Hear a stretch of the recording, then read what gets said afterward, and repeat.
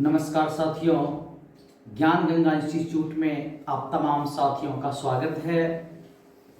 पिछले क्लास के भांति पुनः फिर मैं आज प्रश्नों की श्रृंखला को लेकर आया हूं, जिनमें अभी तक जो पूछे गए प्रश्न हैं किस टाइप के पूछे जाते हैं, किस टाइप के पूछे गए हैं, वही प्रश्न को लेकर आया हूं।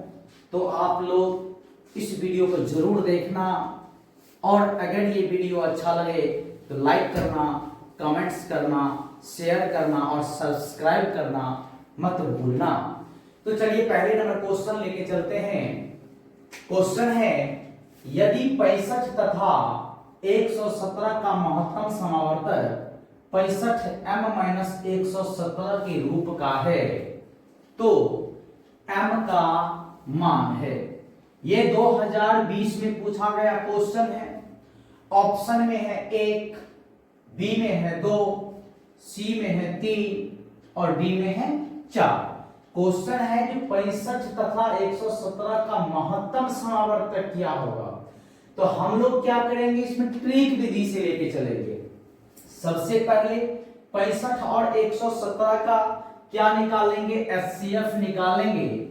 तो 65 का अभाज्य गुणनखंड कितना होगा, तो 5 गुणे 13 होगा और 117 का कितना होगा, तो 3 तिया 9 और 9 13 117 आता है। मैंने बताया था कि जो दोनों में मिले अर्थात उभयनिष्ठ हो, तो यहाँ पे क्या मिल रहा है बाबू, दोनों में ये 13 मिल रहा है, दोनों में 13 मिल रहा है। तो महत्तम कितना हो गया, 13। अब यहाँ पे क्या करना है कि ये जो महत्तम समावर्तक के बराबर दिया है 65m-117, तो हम क्या करेंगे, बारी बारी से रखेंगे। अगर 65 के, अगर यहाँ पर हम 65 गुणे 1 डाल के 117 करता हूं तो ये कितना हो जाता है, ये हो जाता है 5 2 7, 6 5 11, माइनस में 52 हो जाएगा, माइनस में 52 हो जाएगा। तो ये ऑप्शन तो नहीं होगा, क्योंकि हमें कितना चाहिए महत्तम समावर्तक 13, यानी घटा करके हमें 13 आना चाहिए। हम 2 रखते हैं तो 65 दूनी, क्योंकि 60 दूनी 120 होता है, तो 65 दूनी कितना हो जाएगा, यानी 65 को 2 से गुना करना, उनमें से 117 को घटाना है। 5 दूनी 10, 6 दूनी 12, 1 13, 130 आया, उसमें से 117 घटा लेना है। तो 10 में से 7 गया, 3 होगा, ये बचा 2 में से 1 गया, 1 होगा और 1 में से 1 गया तो 0 हो गया। तो मैंने यहीं पे पाया 13, अर्थात 65m घटे 117 जो महत्तम समावर्तक के बराबर था। हमने आभाज्य गुणनखंड विधि से महत्तम निकाला 13 और ऑप्शन के आधार पे जब हमने गया तो m के जगह पर हमने 2 मान रखा, उसके बाद हमें कितना प्राप्त हुआ, महत्तम 13। इनको संतुष्ट करता है, तो ऑप्शन नंबर 2 जो है हमारा सही है, इसी को हम लोग लॉक करेंगे। अगले नंबर प्रश्न है, सबसे छोटी भाज्य संख्याएं और सबसे छोटी अभाज्य संख्याएं का महत्तम समावर्तक कितना होगा। तो मैंने पिछली क्लास की वीडियो में भी मैंने चर्चा किया था कि भाज्य संख्या किसे कहते हैं, तो जिनका अभाज्य गुणनखंड एक और स्वयं के अलावा यानी किसी और अन्य से विभाजित हो जाए, यानी जिसके अभाज्य गुणनखंड 2 से अधिक हो तो उसे ही हम भाज्य कहते हैं, और जिनका अभाज्य गुणनखंड एक और स्वयं के अलावा किसी अन्य संख्या से विभाज्य ना हो तो उसे अभाज्य कहते हैं। तो यहाँ पर कह रहा है कि सबसे छोटी भाज्य, तो सबसे छोटी अगर भाज्य की चर्चा की जाए, सबसे जो 2020 में पूछा गया क्वेश्चन है, सबसे छोटी भाज्य की चर्चा किया जाए, भाज्य की चर्चा किया जाए तो हमारा कितना है, 4 है, क्योंकि 4 में 1 से भी भाग लगेगा, 2 से भी लगेगा और 4 से भी लगेगा। और कह रहा है दूसरी नंबर सबसे छोटी अभाज्य, तो सबसे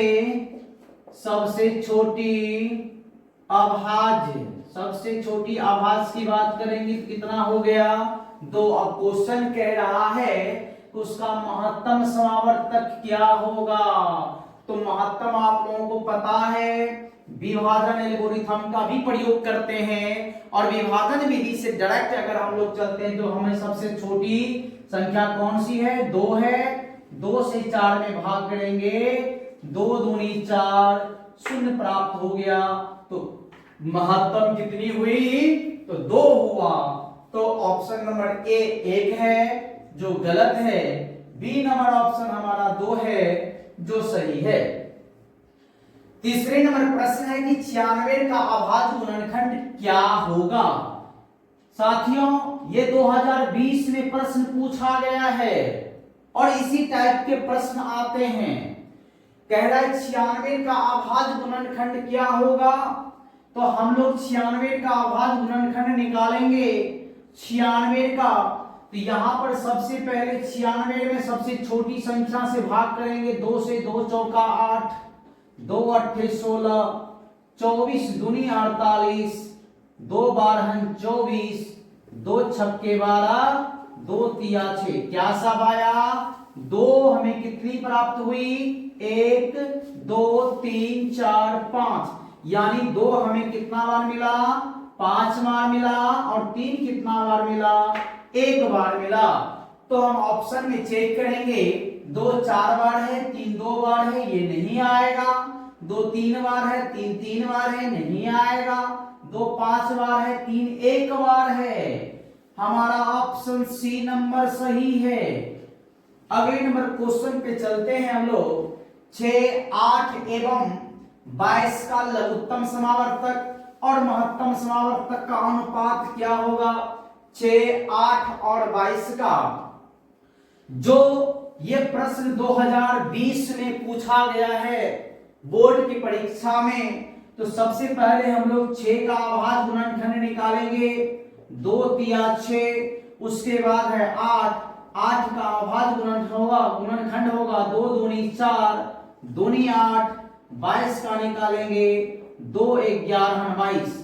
अगर मैं महत्तम की बात करूं, यहाँ पे जो दी गई संख्याएं हैं वो 3 है, और जो तीनों में मिले, जो तीनों में उभयनिष्ठ हो वही महत्तम होगा। तो हम देख रहे हैं ये तीनों में, ये 2 तीनों में है, यही 2 हमारा महत्तम हो गया। और लघुत्तम की बात किया जाए तो जो नहीं मिला उन सब को गुना कर देना है। तो जो मिला 1 ठो 2 ले लिए, 2 ठो 2 नहीं मिला है ले लेंगे, 3 नहीं मिला है ले लेंगे, 11 भी ले लेंगे। अब गुना करेंगे कितना होगा 2 दूनी 4, दूनी 8 करीब 24। और जब 24 को 11 से गुना करेंगे तो 11 चौक 44, 11 दूनी 22, 4 26, 264 होता है। अब क्वेश्चन कह रहा है कि भैया लघुत्तम और महत्तम का अनुपात चाहिए। लघुत्तम में महत्तम से भाग करना है, तो महत्तम हमें कितना प्राप्त हुआ 264 लघुत्तम है, महत्तम है 2, 2 1 2, 2 तिया 6 और 2 दूनी 4, यानी 132 अनुपात 1 प्राप्त हुआ। तो ऑप्शन चेक करेंगे, ए नंबर ऑप्शन 132 अनुपात 1 है, तो ए नंबर ऑप्शन ही हमारा सही है। क्वेश्चन नंबर 5 है कि 2 लगातार संख्याओं का महत्तम समावर्तक होगा। ये मंत्र याद रखना, चाहे कोई भी बड़ी से बड़ी संख्या क्यों ना हो, अगर लगातार संख्याओं का महत्तम समावर्तक अगर पूछा जाए तो हमेशा उसका मान 1 के बराबर होता है। तो बी नंबर ऑप्शन हमारा सही है। और ये प्रश्न 2020 में भी पूछा गया है, 2021 में भी पूछा गया है। साथियों यहां से इस बात को समझ लेना है कि कोई भी क्रमागत कोई भी क्रमागत का मतलब होता है जैसे वह 1 है, 1 पर से 2 आएगा। अगर 12 लेते हैं तो 12 पर से 13 आएगा। अगर 50 लेते हैं तो 50 पर से 51 आएगा। यानी दो क्रमागत संख्याओं की अगर महत्तम समावर्तक की बात किया जाए तो हमेशा 1 के बराबर होगा, जो 2020 में भी पूछा है, 2021 में भी पूछा है, संभावना 100% बन रहा है जो 2026 में जरूर पूछेगा। अगले नंबर क्वेश्चन है, यदि a और b आभाज्य संख्याएं, कह रहा है कि दो आभाज्य संख्याएं कौन कौन, एक a है और एक b है, आभाज्य संख्याएं हैं, तो a और b का लघुत्तम क्या होगा। भैया आपको पता है कि आभाज्य संख्याओं का लघुत्तम कितना होता है। मैं एक एग्जांपल लेके बताता हूं। मान लो एक संख्या 3 है और एक 7 है, ये दोनों संख्याएं अभाज्य है, क्योंकि किसी भी संख्याओं से इन दोनों में भाग नहीं लगेगा। तो उन कंडीशन में अभाज्य संख्याओं का अगर लघुत्तम पूछे तो एक ही मंत्र याद रखना है, दोनों को गुणा कर देना है, तो ये 7 या 21 हो जाएगा। तो हमें प्रश्न में दिया गया है कि a अभाज्य है, b अभाज्य है, तो a और b को गुणा कर देंगे तो a भी हो जाएगा। और a भी हमें देखना है किस ऑप्शन में है। a में 1 है, ये गलत है। b में b है, ये भी गलत है। सी नंबर ऑप्शन हमारा ए बी है और यही सही है, जो 2020 में भी पूछा गया है और 2021 में भी पूछा गया है। 7 नंबर प्रश्न है, दो परमेय संख्याओं के बीच अधिकतम कितनी परमेय संख्या हो सकती है। कहा जा रहा है कि दो परमेय संख्याओं के बीच कितनी परमेय संख्याएं हम लोग निकाल सकते हैं। तो अनंत होता है, ये थ्योरी है, इसे याद रखना है कि दो परमेय संख्याओं के बीच परमेय संख्याओं की संख्या जो होती है वह अनंत होती है। दो अपरमेय संख्याओं के बीच अपरमेय संख्याओं की संख्या कितनी होती है, तो अनंत होती है। तो इनका ऑप्शन चेक करते हैं। ए में 1 है, गलत है। बी में 8 है, गलत है। सी में 3 है, गलत है। डी नंबर ऑप्शन हमारा अनंत है, तो यही सही होगा, जो 2013 में भी पूछा गया है, 15 में भी पूछा गया है, 21 में भी पूछा गया है। तो इन प्रश्नों को बारीकी से देख लेना है और समझ लेना है। अगले नंबर प्रश्न है, निम्नलिखित में कौन सी अभाज्य संख्याएं हैं। यहां ऑप्शन में ए में दिया है 27, बी में है 35, सी में है 13, डी में है 56। अगर मैं बारीकी से बात करूं तो 27 में किन किन संख्याओं से भाग लग जाएगा। 1 से लग जाएगा, 2 से लगेगा नहीं, क्योंकि 2 की विभाज्यता का नियम है किसी भी संख्या के लास्ट में क्या होना चाहिए, क्या स्थान पर 0 होना चाहिए, 2 होना चाहिए, 4 होना चाहिए, 6 होना चाहिए, 8 होना चाहिए। और इनमें क्या है, इनमें लास्ट में इकाई स्थान पर 7 है, तो ये 2 से नहीं विभाज्य होगा, ये 3 से विभाज्य होगा, 4 से भी नहीं होगा, 5 से विभाज्य नहीं लगेगा, 6 से भी नहीं लगेगा, एक ही बार 9 से लगेगा और 27 से लगेगा। तो मैंने यहाँ पे क्या पाया, भाज्य का नियम है 2 या 2 से अधिक संख्याओं से विभाजित होगा, और अभाज्य का नियम है जो 1 और स्वयं से विभाजित होगा। तो ये 27 1 से कटना चाहिए था या तो 27 से कटना चाहिए था। तो हमने क्या पाया, 1 3 और 9 और 27 से विभाज्य है, तो ये भाज्य हो गया। क्वेश्चन कह रहा भैया अभाज्य है, तो ये तो ऑप्शन गलत हो गया। अब 35 की चर्चा करते हैं। 35 में 1 से भाग लग जाएगा, 5 से भाग लगेगा, 7 से लगेगा और 35 से लगेगा। तो हमने यहां पर भी वही पाया जो 2 से अधिक संख्याओं से विभाज्य है 35, तो ये विभाज्य हो गया, अभाज्य नहीं हुआ। 13 एक ऐसी संख्या है जो 1 और 13 से ही विभाज्य होता है, तो हमारा सी नंबर ऑप्शन ही सही है, जो 2021 में ये प्रश्न पूछा गया है। अगले नंबर क्वेश्चन की हम लोग बात करेंगे।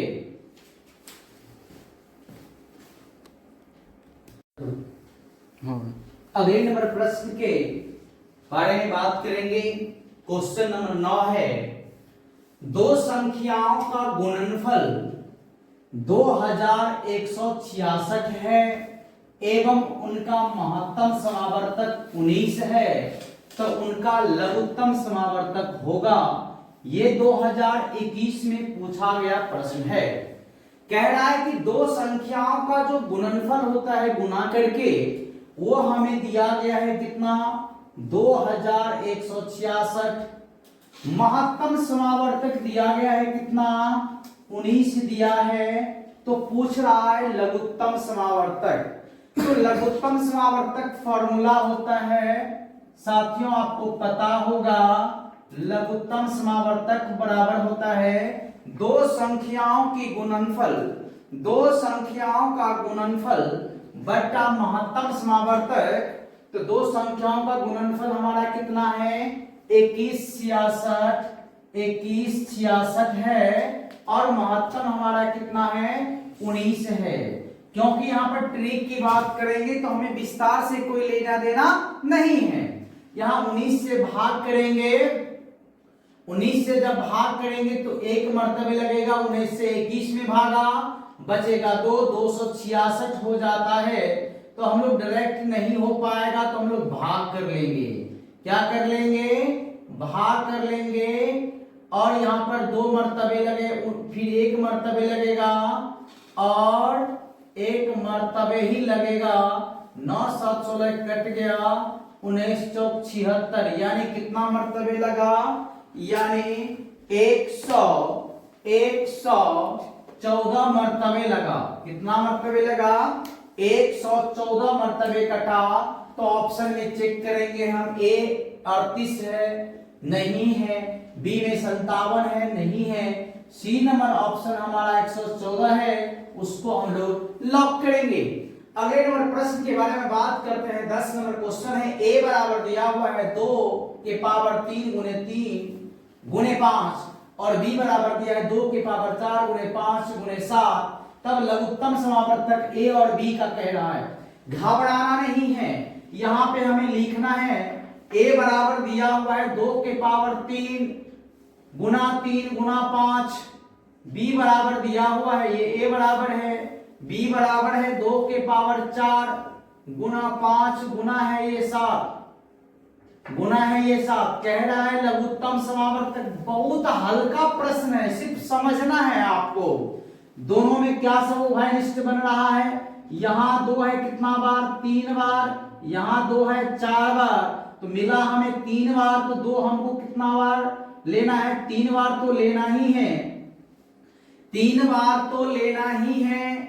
लेकिन लघुत्तम निकाल रहे हैं, तो जो मिलेगा उनको तो लेना ही है, तो हम लोग 3 बार तो लेंगे ही।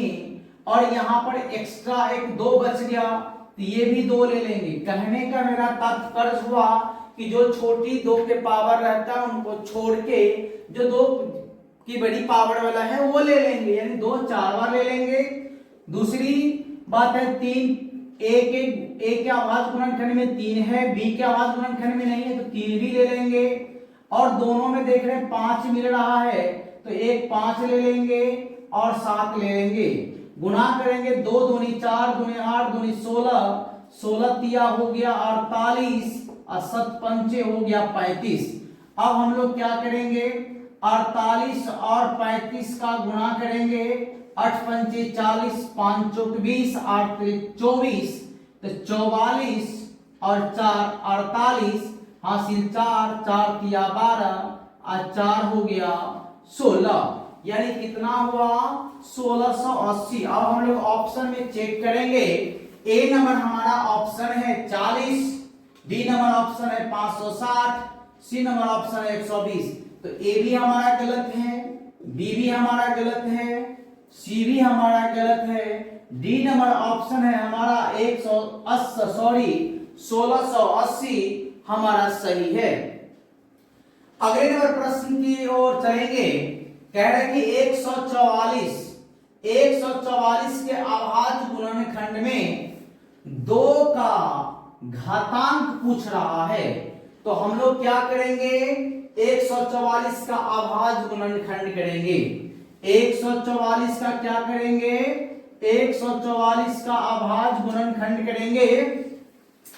तो 144 का जब अभाज्य गुणनखंड करेंगे तो 2 सत्ते 14, 2 दूनी 4, 2 36 72 हो गया, 2 18 36, 2 9 18 और ये 9 बचा, 9 का 3 तिया 9। तो सिर्फ हमें पूछ रहा है किसका, हमें सिर्फ पूछ रहा है 2 का घात निकालना, हमको 3 से मतलब नहीं है। तो 2 कितना बार आया, 1 2 1 3 1 4 बार आया। 2 कितना बार आया, यहां हमें 2 कितना बार आ रहा है, 4 बार आ रहा है, और 3 2 बार आ रहा है। तो सिर्फ हमें पूछ रहा है 2 का घातांक, तो 2 के पावर 4 ऑप्शन में चेक करेंगे। 3 ये गलत है, 6 ये गलत है, 4 ये सी नंबर ऑप्शन हमारा सही है। अगले नंबर प्रश्न की ओर चलेंगे। कह रहे किसी धनात्मक पूर्णांक a और b के लिए ab का महत्तम समावर्तक गुणे ab का लघुत्तम समावर्तक निम्न में से कौन है, जो 2011 में भी पूछा गया है और 2022 में भी पूछा गया है। कह रहा है कि हमारे पास 2 संख्या हैं, एक a है और एक b है। कह रहे हैं ab का भी महत्तम और AB का लघुत्तम दोनों का क्या होगा, क्योंकि दोनों अलग अलग है। और बाबू अगर क्रमागत की बात हो रहा है, यहाँ पे दिमाग ये लगाना होगा कि किसी धनात्मक पूर्णांक यहाँ पर महत्तम निकालना है हमें AB का। तो आपको पता है जब AB का महत्तम निकालेंगे तो A से जब B में भाग करेंगे, A से B में क्या करेंगे, भाग करेंगे, और AB का लघुत्तम तो AB हो जाएगा। तो कह रहा है दोनों का गुणनफल क्या होगा, तो मैं यहाँ पे लेता हूं महत्तम हो जाएगा a बट्टा b और गुणा में क्या हो जाएगा ab। तो b भी हमारा कट रहा है, a स्क्वायर हो रहा है, क्या हो रहा है, a स्क्वायर हो रहा है। ऑप्शन में कहीं दिखाई नहीं दे रहा है, क्योंकि a बट्टा b है, b बट्टा a है, a गुना b है, D में a प्लस b है। क्वेश्चन कह रहा है कि AB का महत्तम और लघुत्तम का जो गुणनफल निकालेंगे तो वह कितना आएगा। AB का जो महत्तम और लघुत्तम निकालेंगे तो वह कितना आएगा। तो AB का लघुत्तम तो AB आया और AB का महत्तम भाग विधि से ही निकालते हैं। तो AB का महत्तम हो जाएगा a बट्टा b, जब दोनों को गुणा करते हैं तो b भी कट जाता है, b a स्क्वायर होनी चाहिए। यानी इनमें जो भी ऑप्शन दिया हुआ है ये सब गलत दिया गया है, ये सब क्या दिया गया है, गलत दिया गया है। एक ऑप्शन अपने तरफ से ई जोड़ता हूं और लिख देता हूं इनमें से कोई नहीं होगा। अगले नंबर प्रश्न की ओर चलते हैं। यदि P और Q दो अभाज्य संख्याएं हैं, कह रहा है एक P है और एक Q है, जो अभाज्य संख्याएं हैं तो उनका महत्तम समावर्तक क्या होगा। यहां पर संख्याओं में पूछ लिया है, तो P और Q दो अभाज्य संख्या, अभी मैंने चर्चा किया था कुछ देर पहले कि जब दो क्रमागत संख्याओं की, क्रमागत की बात छोड़ो, दो अभाज्य संख्या की अगर बात होगा तो हमेशा एक उसका महत्तम समावर्तक होगा। तो ए नंबर ऑप्शन बी हमारा क्या है, सही है। अगले नंबर क्वेश्चन बात करते हैं 14 नंबर। दो संख्याओं का महत्तम समावर्तक क्या है, 27 है, एवं लघुत्तम समावर्तक कितना है, 162 है। और यदि इनमें से एक संख्या कितना है, एक संख्या है कितना 54, तो दूसरी संख्या पूछा जा रहा है। आपको पता है कि पहली संख्या गुणे दूसरी संख्या बराबर होता है महत्तम समावर्तक गुणे लघुत्तम समावर्तक। आपको क्या पता है, यानी पहली संख्या को हम लोग ए से इंडिकेट करते हैं, दूसरी को बी से इंडिकेट करते हैं, और महत्तम समावर्तक गुणे होता है लघुत्तम समावर्तक। अब हमें क्या है, यहाँ पर ए मालूम है, बी मालूम नहीं है, ए गुणज में है बाएं तरफ, तो दाएं तरफ किस में जाएगा, भाग में आ जाएगा, भाग में आ जाएगा, किस में आ जाएगा, भाग में आ जाएगा। तो हमें क्या करना है, महत्तम और लघुत्तम को गुना कर लेना है और पहली संख्या से भाग दे देना है। तो यहाँ पे हम लोग लिखते हैं, हमारा महत्तम है 27 और लघुत्तम है 162, 27 गुना 162, और पहली संख्या हमें मालूम है, पहली संख्या मालूम है 54, कितना मालूम है, 54।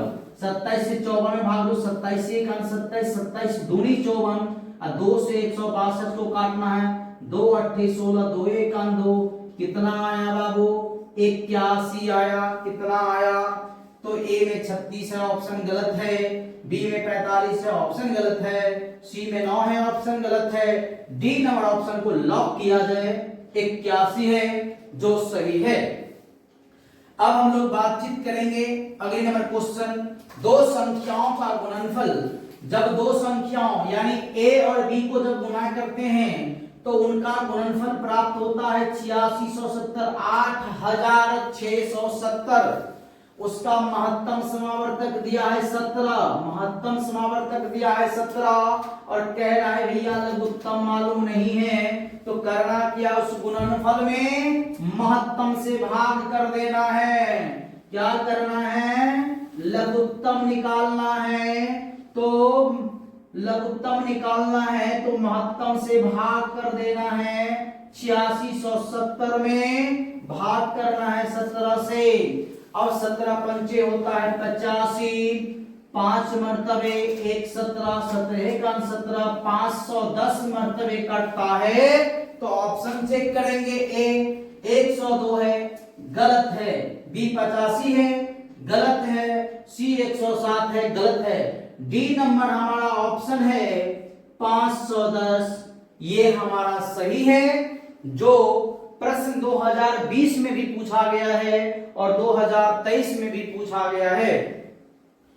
अगले नंबर प्रश्न की ओर बात करेंगे हम लोग, तो क्या है कि 234 के अभाज्य गुणनखंड में 3 का घात क्या है। फिर वही क्वेश्चन मैंने अभी एक क्वेश्चन बताया था कि 144 के अभाज्य गुणनखंड में 2 का घात पूछा जा रहा था, अब इसमें कह रहा है कि 234 के अभाज्य गुणनखंड में 3 का घात। इसी तरह के प्रश्न आपको नंबर यानी संख्या बदल के पूछ देगा, तो आपको सिर्फ इनकी थ्योरी को समझना है ना।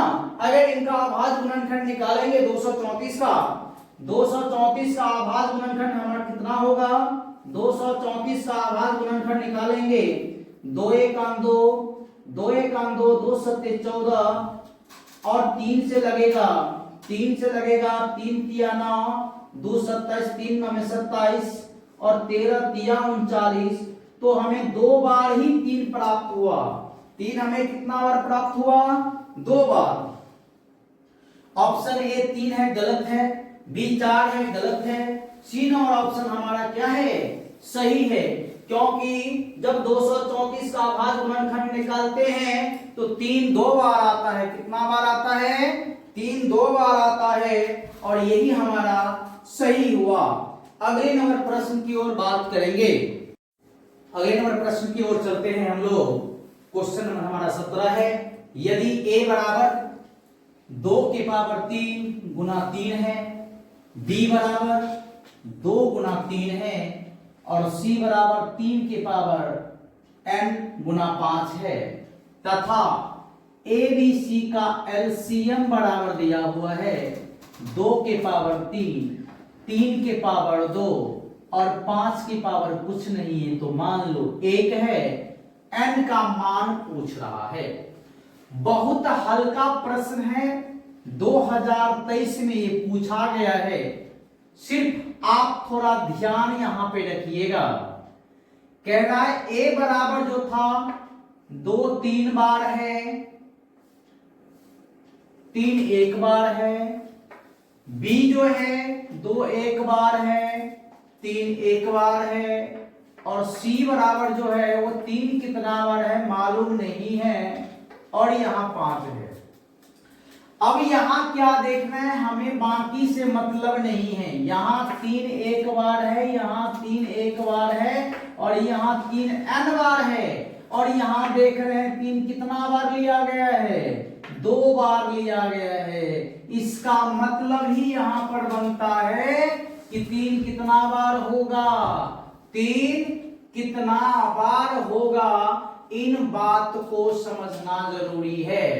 तो मैं यहां पे लिखता हूं, इनको लिख सकते हैं 2 3 बार है, 3 एक बार है, बी में 2 एक बार है, 3 एक बार है, सी में 3 n बार है।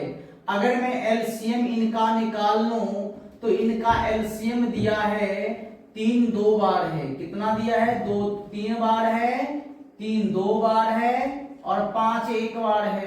तो 5 तो ऑलरेडी एक बार है, उसमें तो कोई दिक्कत नहीं है। 2 3 बार है, यहाँ 2 एक बार है, तो 2 3 बार भी है ऑलरेडी, उसमें भी कोई दिक्कत नहीं है। लेकिन ए में भी 3 एक बार है, बी में भी 3 एक बार है, और सी में 3 n बार है। इसका मतलब है अगर एक बार दोनों में है, इसमें भी एक बार रहता तो 3 यहाँ पर एक ही बार रहता। ये बात थोड़ा क्रिटिकल है, यहाँ पे समझना जरूरी है कि अगर ए में 3 एक बार है, बी में भी 3 एक बार है, और सी में 3 n बार है, लघुत्तम में 3 2 बार लिया है, तो इसका मतलब है सी में 3 कितना बार होना चाहिए, 2 बार होना चाहिए। तब तो आएगा कि जो मिला उनमें से एक लेते हैं, जो ना मिला वो ले लेते हैं। तो 3 तो लघुत्तम में 2 बार दिखाया गया है, बाकी में तो एक बार है, तो इसीलिए n का मान यहाँ पे कितना जाएगा, 2 जाएगा। 3 का पावर यानी n की जगह पे कितना जाएगा, 2 जाएगा, यानी n बराबर 2। अब यहाँ पे ऑप्शन पे आते हैं, यहाँ पे लिखा हुआ है 1। अगर बाबू 1 रहता, अगर 1 रहता तो यहाँ भी 1 है, यहाँ भी एक बार है, यहाँ 3 एक बार रहता तो 3 एक ही ना होता।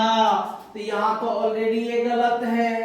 बी में अगर ये भी गलत है, 3 है, अगर 3 बार रहता तो एक बार तो ये है ही, अब 3 इधर हो गया, 3 इधर हो, 2 इधर हो गया, तो 2 एक कितना हो गया, 3 बार हो गया, ये भी गलत है।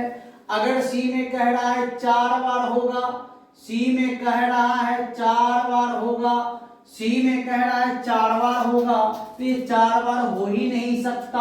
अगर 3 4 बार होगा तो सब में पहले से एक एक दिया हुआ है, तो एक तो ऑलरेडी हो जाना चाहिए था, तो सी में 3 बार होगा, ये भी ऑप्शन गलत है। डी नंबर ऑप्शन हमारा सही है, और इसी को हम लोग लॉक करेंगे। अगले नंबर प्रश्न की ओर चलते हैं। 156 का अभाज्य गुणनखंड दिया हुआ है, 2 के पावर x, 3 के पावर y, 13 के पावर z। उसके बाद कह रहा है कि x y यानी x plus y plus z का मान कितना होगा। इधर आइए, नजर यहां गड़ा के रखिए कि 156 का अभाज्य गुणनखंड है, और उस गुणनखंड के पावर के रूप में x y z यानी पावर को जोड़ देंगे तो x plus y plus z का मान निकल जाएगा, जो 2024 में पूछा गया है। तो पता नहीं है कि 2 कितना बार है, 3 कितना बार है, 13 कितना बार है। तो हम लोग 156 का अभाज्य गुणनखंड करेंगे। 156 का अभाज्य गुणनखंड करेंगे। 156 में 2 से भाग लगाएंगे, 2 सत्ते 14, 2 अट्ठे 16, 2 तिया 6, 2 नौमे 18, और 13 तिया 39, 7 दूनी 14, 8 दूनी 16, 3 दूना 6, 9 दूनी 18, 13 तिया 39। 2 कितना बार आया, 2 आया 2 बार, 3 आया 1 बार, और 13 आया 1 बार। अब हम लोग यहाँ पे लेते हैं, ये 2 कितना बार है, x का वैल्यू हमारा कितना है, तो x 2 का पावर x था, तो x बराबर है 2, y बराबर है 1, और z बराबर हुआ 1। तीनों को क्या कर लेंगे, जोड़ लेंगे। तो जब तीनों को जोड़ लेंगे तो ये हो जाएगा 2 + 1 बराबर कितना हो गया, 4 हो गया। ऑप्शन ए नंबर ही हमारा ऑप्शन 4 जो झलक रहा है, और इसी को हम लोग लॉक करेंगे। अगले नंबर क्वेश्चन के रूप में अगर बात किया जाए, जो p/2 के पावर n गुने 5 के पावर m के रूप में अगर ये 0.105 को लिखा जा सकता है, ये आपसे पूछ रहा है क्या बाबू आप लिख सकते हैं? तो प्रयास चलिए हम लोग करते हैं, क्योंकि 2024 में पूछा है तो हम लोग लिख लेंगे 0.105। बाबू आपको पता ना है, दशमलव हटाएंगे तो एक पर कई ठो जीरो लिखेंगे, 3 ठो जीरो लिखेंगे, और जब 3 ठो जीरो लिखेंगे ना तब भाग देंगे, क्योंकि संक्षिप्त रूप प्राप्त करना है भिन्न को। तो 5 से भाग लगाओ बबुआ, 5 दूनी 10, 5 1 5, अब 5 दूनी 10 यानी 200 पंचे 1000 होता है। तो 21 तो हमारा ए नंबर ऑप्शन में भी ऊपर में 21 है, बी नंबर में भी 21 है, सी नंबर भी 21 है, और डी नंबर भी 21 है। यहाँ फाइनल करना तो बड़ा समस्या लग रहा है, तो अब एक कदम और आगे बढ़ेंगे, 200 का अभाज्य गुणनखंड निकालेंगे। 200 का अभाज्य गुणनखंड कितना होगा बाबू? तो 2 से भाग लगाएंगे, 100 मर्तबे लगेगा, फिर 2 से 100 में भाग लगाएंगे तो 50 होगा, फिर 2 से लगाएंगे 50 में भाग तो 25 होगा, और 5 से लगेगा 25 25, तो 2 हमारा कितना बार आया, 1 2 3, यानी 2 आया 3 बार, और 5 आया कितना बार, 2 बार। तो यहाँ पे हमने क्या पाया, 2 3 बार आया है, 5 2 बार आया है, तो 2 3 बार आया है, यहाँ 2 बार है, ये इसीलिए गलत है। यहाँ 2 3 बार तो है लेकिन 5 3 बार है, और यहाँ हमें अभाज्य गुणनखंड में 5 2 बार आया है, इसीलिए ये भी गलत है। अब यहाँ देख रहे हैं 2 3 बार तो है, 5 भी 2 बार है, सी नंबर ऑप्शन को लॉक करेंगे, यही हमारा बबुआ सही है। अगले नंबर प्रश्न की ओर चलते हैं। यदि दो संख्याओं का महत्तम समावर्तक 25 है, कह रहा है कोई दो संख्या है जिनका महत्तम समावर्तक निकालोगे तो 25 प्राप्त होगा, और लघुत्तम समावर्तक 50 है, तो कह रहा है भैया उन दोनों संख्याओं का गुणनफल क्या होगा? दिमाग लगे हुए नहीं करना है, यहाँ पर क्या करना है पता है, लघुत्तम और महत्तम को डायरेक्ट क्या कर देबू, गुना कर देबू। यहाँ पर 25 और 50 को गुना कर देंगे तो डायरेक्ट क्या होगा, 0 बैठा दो सीधे तो 0 हो जाएगा। अब 25 पंचे 25, 0 बैठा लो, अब 25 पंचे 125, 1250 आया। एक बार नजर दौड़ा दो तो ए नंबर ऑप्शन 1250 ना है जी, तो यही हमारा सही हुआ ना। अगले नंबर क्वेश्चन की ओर बात करेंगे, यदि 140 का अभाज्य गुणनखंड 2 के पावर x गुने 5 के पावर y गुने 7 के पावर z हो, तो कह रहा है x में y को सटा दो और फिर z को भी सटा दो, यानी तीनों को जोड़ दो, तब इनका मान क्या होगा। 2024 में बाबू पूछा है, इसीलिए ध्यान रखना है, तो इस बार ना भी आ जाए आपके प्रश्न में। इसी तरह प्रश्न मैंने 18 नंबर में बताया भी है, तो इनको ध्यान रखना है। 140 का अभाज्य गुणनखंड निकालेंगे, 140 का अभाज्य गुणनखंड निकालेंगे, 2 से भागा 2 सत्ते 14, 0 को सटा दो, 2 से भागा 35 दूनी 70, अब 5 सत्ते 35, तो मैंने यहाँ क्या पाया, 2 हमारा 2 बार है, 5 हमारा 1 बार है, और 7 भी हमारा 1 बार है। क्वेश्चन कह रहा है बाबू कि 2 के पावर वाई x है, 5 के पावर वाई y है और 7 के पावर वाई z है। तो x y और z को जोड़ दो, यानी पावर को जोड़ दो। तो पावर x 2 है, y 1 है और z 1 है। क्या करना है बबुआ? जोड़ देना है। तो 2 आ 1 3 और 3 आ 1 कितना हो जाएगा? 4 ना होगा जी। तो ऑप्शन नंबर हमारा ए 2 है, गलत है।